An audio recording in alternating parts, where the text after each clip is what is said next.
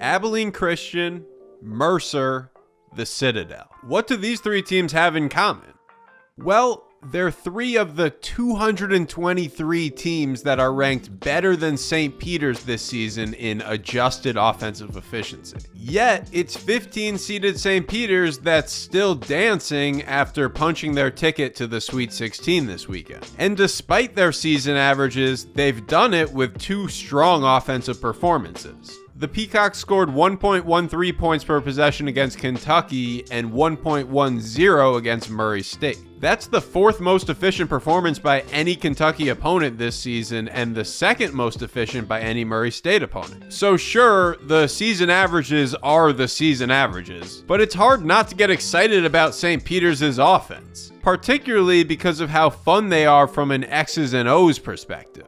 On their very first basket of the tournament, they got a dunk off of their twist series. It's a play that starts out with a dribble weave, leading to a player twisting around the point guard for a backdoor cut to the basket. St. Peter's also got a dunk off the play during their biggest regular season game against Providence. In the second round against Murray State, the backdoor cut was again open, but they just couldn't quite complete the pass, with it ending in a turnover instead. It's a play that Shaheen Holloway likes to run to start the game. Here's the opening tip against Marist, and they use the play to get Casey Nadefo a post touch after the twist action. Against Monmouth, they had the backdoor cutter set a screen for Nadefo to again get him in the post on the first play of the game. In addition to just the twist series, St. Peter's uses a variety of sets and actions to generate offense. Their offensive scheme has had analysts and coaches buzzing on Twitter all weekend. So let's take a look at that scheme and why it was so effective against Kentucky and Murray State.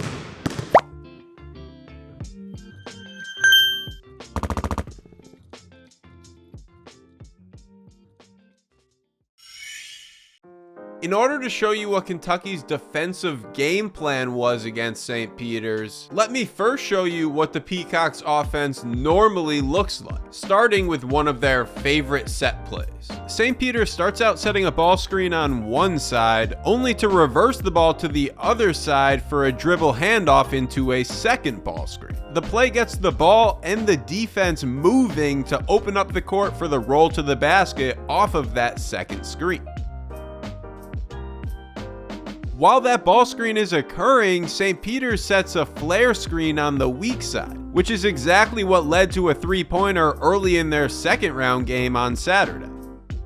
Now watch Kentucky defend the play. On the first screen, the Wildcats ice, sending the ball away from the screen towards the sideline. They're also denying the ball reversal, making it harder for St. Peter's to continue running the play. However, when the ball does get reversed, Kentucky ices again, still keeping the ball on the sideline and stalling out the ball screen. By icing those screens, Kentucky tried to force the St. Peter's guards into uncomfortable shots off the dribble. With Oscar Tshiebwe's mobility, he was able to get up out by the three-point line and then still backpedal towards the hoop to keep the roller behind him, leading to tough floaters from the St. Peter's guards. Their three main ball screen players, Daryl Banks, Matthew Lee, and Jalen Murray, were just a combined 6 for 20 on two-point shots against the Wildcats. But Kentucky did give up an easy basket on the St. Peter's roll-replace action when Tshiebwe was caught in no man's land with no help defense behind him. Murray State had the opposite game plan of Kentucky. They hedged the St. Peter's ball screens, trying to force the handler to pick up the ball out by half court. Kentucky wanted to turn the St. Peter's guards into ball handlers. Murray State wanted to turn them into passers.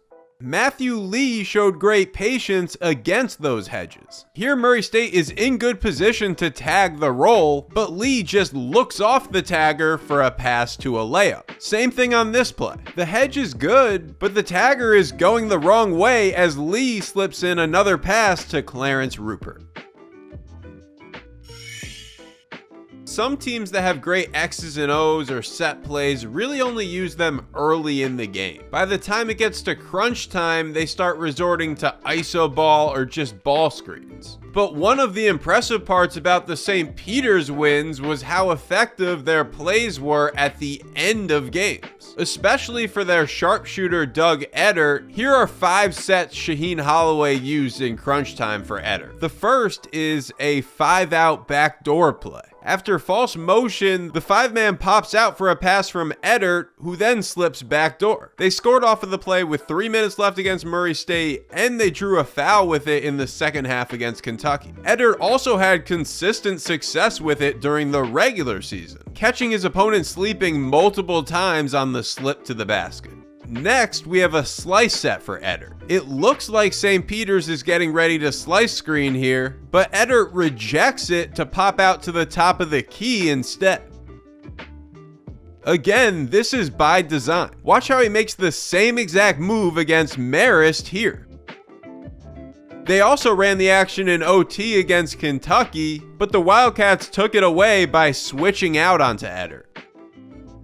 St. Peter's used a similar action for Eder out of their flex. Again, normally Eder would cut towards the block on the flex screen here, but just like the slice screen, he rejected it to pop for the 3. Again, nailing a huge basket. Here he is rejecting the same screen and hitting the same 3 against Fairfield. These plays are by design. One of the Peacock's most creative sets comes out of horns. Eder receives a pin down, acts like the play is over, and then circles right back around for a 3, lulling the defense to sleep. They also ran the set for Daryl Banks against Kentucky, but he couldn't knock down the 3.